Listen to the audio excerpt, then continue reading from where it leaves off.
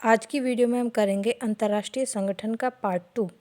तो हमने इसमें पहले पढ़ा था संयुक्त राष्ट्र संघ के बारे में, उसके हमने पार्ट्स पढ़े थे। एक पार्ट रह गया था हमारा अंतर्राष्ट्रीय न्यायालय, आज उसे देख लेते हैं।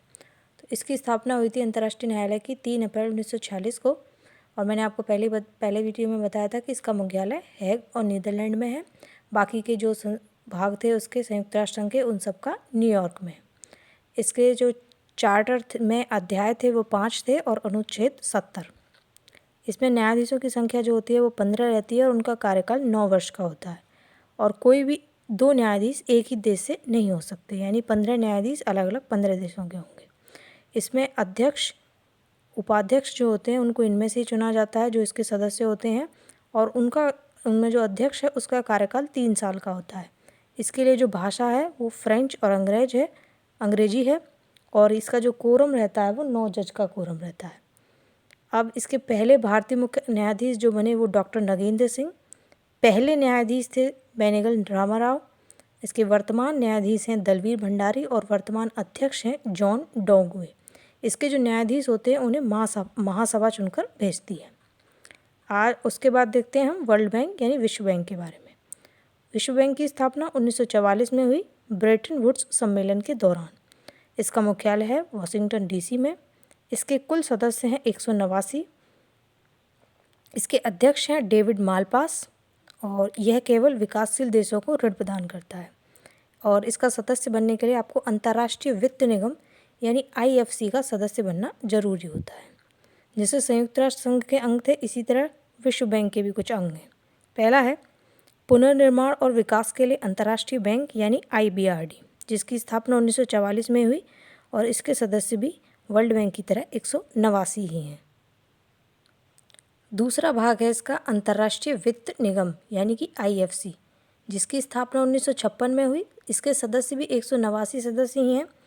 और जैसा कि मैंने आपको भी पहले बताया कि वर्ल्ड बैंक का सदस्य बनने के लिए आपको IFC का सदस्य बनना ज़रूरी है, इसीलिए इनमें दोनों में सदस्यों की संख्या बराबर है। उसके बाद है अंतर्राष्ट्रीय विकास संघ, जिसकी स्थापना 1960 में हुई, और इसके सदस्य हैं 173। चौथी है निवेश विवादों के निपटारे के लिए अंतर्राष्ट्रीय केंद्र, जो कि है ICSID। उसकी स्थापना 1966 में हुई। इसके सदस्य 163, लेकिन भारत इसका सदस्य नहीं है। बाकी जो और 3 थे उन सबका सदस्य है।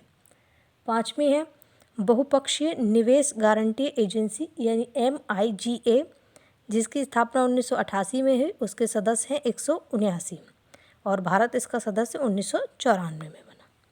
अगली संस्था है हमारी अंतर्राष्ट्रीय मुद्रा कोष। इसमें सदस्य हैं 190, और 190वां सदस्य बना है अंडोरा। इसका मुख्यालय वाशिंगटन DC में है।